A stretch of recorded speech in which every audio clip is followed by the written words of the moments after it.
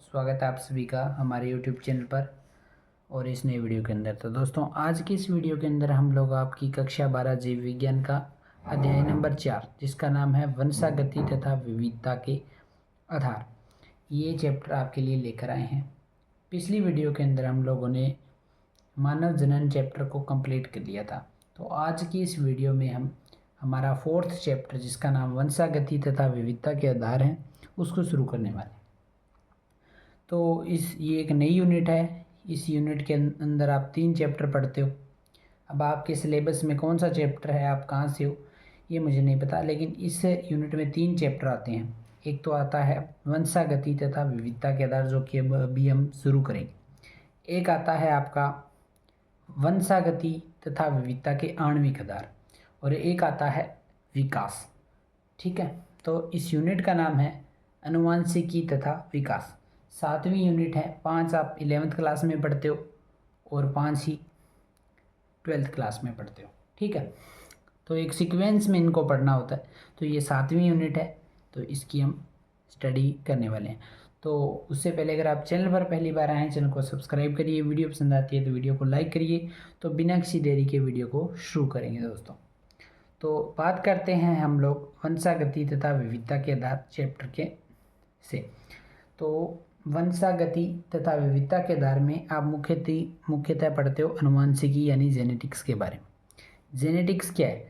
जीव विज्ञान की ऐसी शाखा जिसमें वंशागति एवं विविधता का अध्ययन किया जाता है, अनुवांशिकी कहलाती है। अनुवांशिकी या जेनेटिक्स कहलाती है। तो नाम पड़ गया ना यहीं से, वंशागति तथा विविधता दोनों का अध्ययन किया जा रहा है। तो ऐसी शाखा क्या है? अनुवांशिकी है।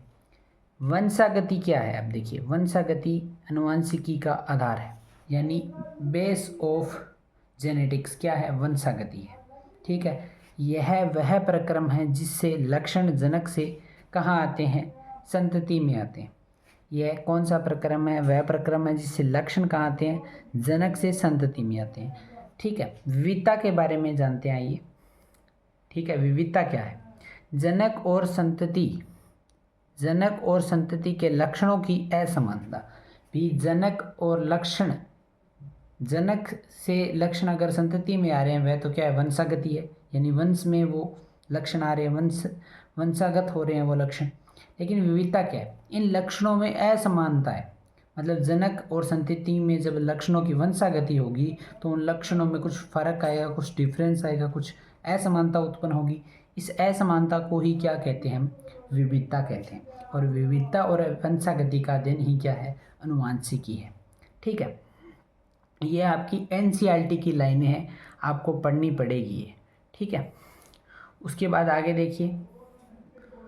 उसके बाद मनुष्य को 8000 से 10,000 वर्ष पूर्व ये पता था कि विविधता का कारण क्या है? लैंगिक प्रजनन। मनुष्य यानी ह्यूमन को ये पता था आज से 8 से 10,000 वर्ष पूर्व कि लैंगिक जनन के कारण ही क्या होती है? विविधता उत्पन्न होती है। ठीक है, उसके बाद हम लोग इस चैप्टर में पढ़ते हो मेंडल के वंशागति के नियम। अगला टॉपिक आपका मेंडल के वंशागति के नियम, जिसमें हम मेंडल के बारे में पढ़ेंगे और वंशागति से जुड़े हुए कुछ अन्य नियम भी पढ़ेंगे। ठीक है, तो चलिए शुरू करते हैं। आगे देखिए। तो ग्रेगर जॉन मेंडल, जिनको अनुवांशिकी का जनक कहा जाता है, ग्रेगर जॉन मेंडल ने उद्यान मटर के पौधे पर 7 वर्षों का 1863 से लेकर 1856 तक प्रयोग किए तथा जीनों की वंशागति के नियम दिए। इन्होंने क्या किया?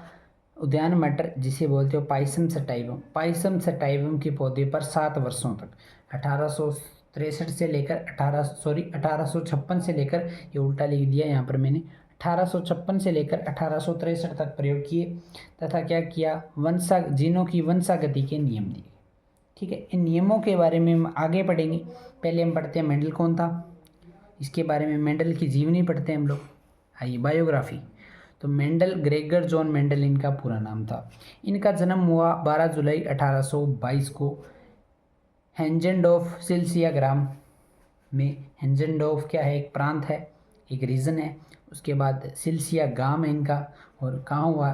कौन से देश में हुआ? ऑस्ट्रिया के अंदर। 1843 में ऑस्ट्रिया के ब्रून सोसाइटी के पादरी बने। ऑस्ट्रिया के अंदर एक सोसाइटी है ब्रून, या ब्रून कह लो, ब्रून एक शहर है, तो ब्रून सोसाइटी या शहर के ये क्या बनते हैं, पादरी यानी फादर बनते हैं। उसके बाद उसके बाद क्या करते हैं मेंडल, 1849 में मेंडल ने कुछ समय तक क्या किया, स्कूल में अध्यापन कार्य किया, यानी टीचर भी बने 1849 में। उसके बाद 1849 के बाद ये क्या चले गए, वियना कॉलेज में चले गए। कौन से कॉलेज में, वियना कॉलेज में। वियना कॉलेज में क्यों चले गए, प्राकृतिक विज्ञान एवं गणित का अध्ययन करने के लिए। कौन, मेंडल। ठीक है, मेंडल जो थे, ग्रेगर जॉन मेंडल, उन्होंने जो उद्यान मटर पर यानी पाइसम सटाइवम पर जो प्रयोग किए थे, उन प्रयोगों को तथा उनके निष्कर्षों को ब्रून सोसाइटी ऑफ नेचुरल हिस्ट्री नामक शोध पत्र, एक शोध पत्र है जिसका नाम है ब्रून सोसाइटी ऑफ नेचुरल हिस्ट्री, इसमें प्रकाशित किया था। ये जो प्रयोग उन्होंने प्रकाशित करिए अपने शोध पत्र में, इनका शीर्षक था पादप संकरण के प्रयोग। क्या नाम था, पादप संकरण के प्रयोग। इस नाम से ये क्या किया, इन्होंने प्रकाशित किया। प्रयोगों के जो परिणाम आते हैं उन्हें हम कहते हैं मेंडलवाद। उन्हें हम क्या कहते हैं, मेंडलवाद। यानी मेंडल ने जो उद्यान मटर पर प्रयोग किए, उसके बाद ब्रून सोसाइटी ऑफ नेचुरल हिस्ट्री नामक शोध पत्र आता है, उस शोध पत्र में प्रकाशित किया, इनका शीर्षक पादप संकरण के प्रयोग दिया। इन प्रयोगों से जो निष्कर्ष या परिणाम निकलते हैं उन तथा उनके नियमों को हम क्या कहते हैं, मेंडलवाद कहते हैं। उसके बाद 1874 में इनकी क्या हो जाती है, मृत्यु हो जाती है। लेकिन जब 1874 तक इनकी मृत्यु हो गई, तब तक इनके जो खोज थी वो निरर्थक साबित होती है। बिल्कुल भी उन पर कोई ध्यान नहीं देता, फोकस नहीं करता, भी कुछ खास पता नहीं लगा पाते, भी समझ नहीं पाते लोग। लेकिन उसके बाद सन 1900 में खोज हुई थी मेंडल के नियमों की पुनर्खोज जिसे हम कहते हैं। 3 साइंटिस्ट थे, एक तो था कार्ल कोरेंस जो कि जर्मनी से थे, एक था इरिक वॉन सेरेमिक जो कि ऑस्ट्रिया से थे, इसके बाद एक थे ह्यूगो डिवरिज जो कि हॉलैंड से थे। ये तीनों वैज्ञानिक आते हैं और मेंडल के नियमों की पुनर्खोज करते हैं, और इन्होंने बताया कि मेंडल ने जो बात की वो बिल्कुल सही है, ऐसा ही होता है। ठीक है, अब क्या बात करी वो हमें आगे पढ़नी है, उसके बाद ये छोड़िए आप। पुनर्खोज कब की गई थी, 1900 में की गई थी। खोज किन के द्वारा की गई, ये इंपॉर्टेंट है। कहाँ से इनका संबंध था, कार्ल कोरेंस, इरिक वॉन शेरेमेक, ह्यूगो डिवरिज, जर्मनी, ऑस्ट्रिया, हॉलैंड से थे। ठीक है, अब थोड़ी सी बात और कर लेते हैं। अनुवांशिकी शब्द, थोड़ी अनुवांशिकी की बात करते हैं। अनुवांशिकी शब्द का प्रयोग सर्वप्रथम किया बेट्सन ने 1906 के अंदर। यानी मेंडल ने जब खोज करी थी तब अनुवांशिकी शब्द का प्रयोग नहीं हुआ था। ये कब किया, 1906 में किया बेट्सन ने।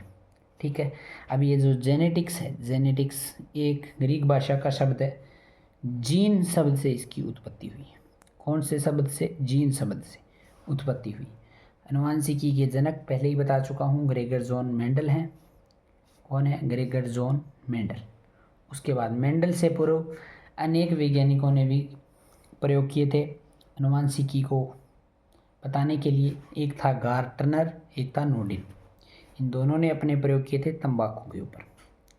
तंबाकू के ऊपर प्रयोग किए थे किसने, गार्टनर और नोडिन ने। अगर क्वेश्चन आ जाए कि मेंडल से पूर्व वैज्ञानिक जिन्होंने खोज करी थी अनुवांशिकी के संबंध में, तो वो कौन से थे, नाम बताइए। एक तो था गार्टनर और एक था नोडिन। ठीक है, लेकिन इनके असफलता का कारण क्या हुआ, असफलता का कारण क्या था इनके, वो हम आपको बताते हैं। तो पौधे का जीवन चक्र काफ़ी लंबा था।